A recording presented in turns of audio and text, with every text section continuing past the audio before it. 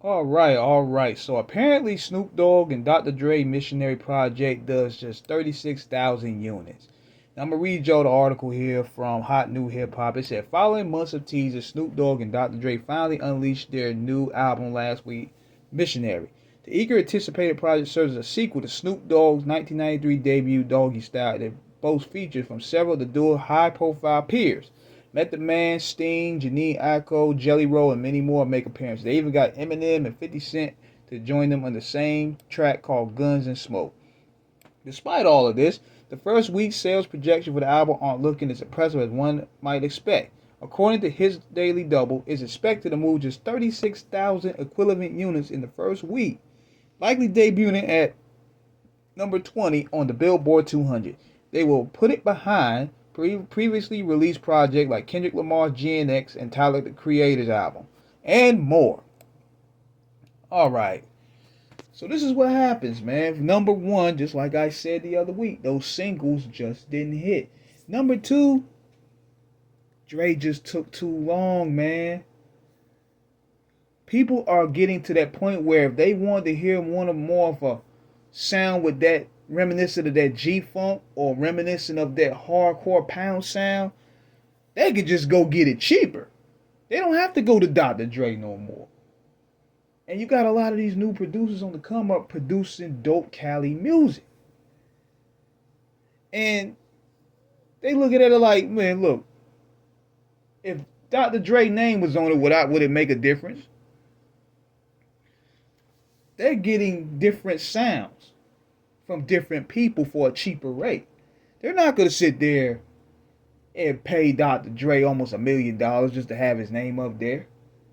So his line of doing business has become antiquated.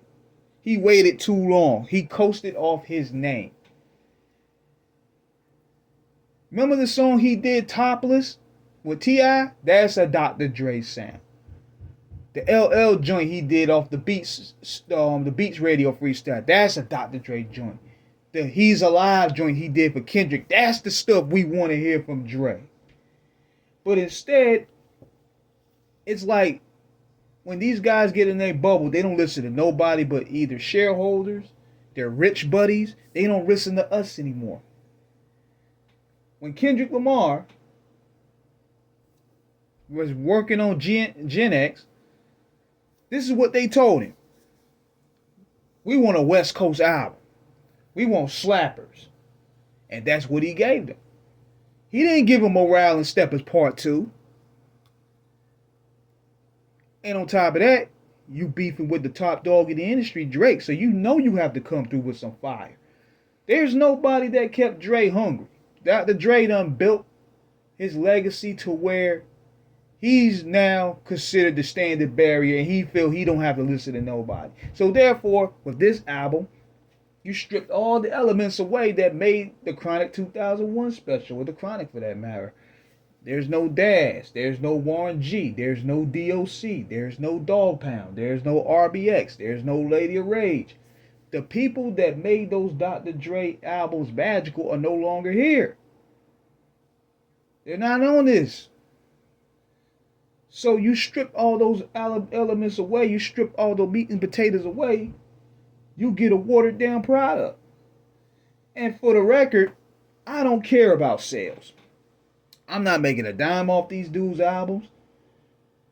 I feel that the obsession with record sales is what killed hip hop from the beginning, credibility wise, because it seems as though people argue more about sound scan numbers instead of the art.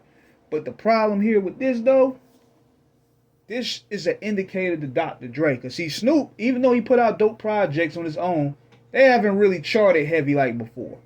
But this right here is a hit to Dr. Dre's ego. Because Dre is used to seeing gold or plat off the gate. He used to hitting home runs and grand slams.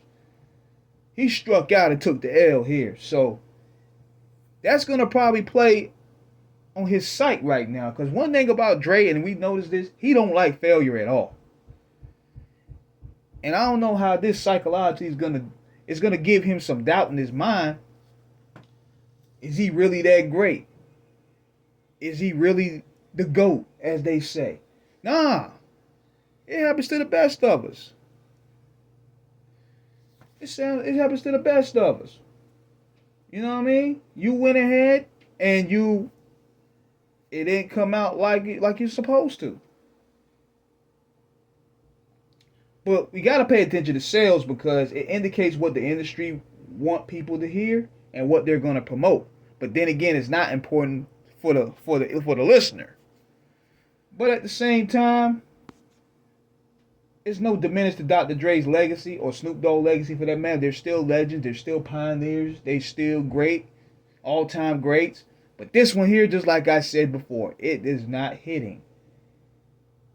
It was not hitting at all. You got to bring the gang back together. The gang that started this with y'all. That's how it got to start and that's how it got to end. So let me know what you guys think. Subscribe, hit the like button. Peace.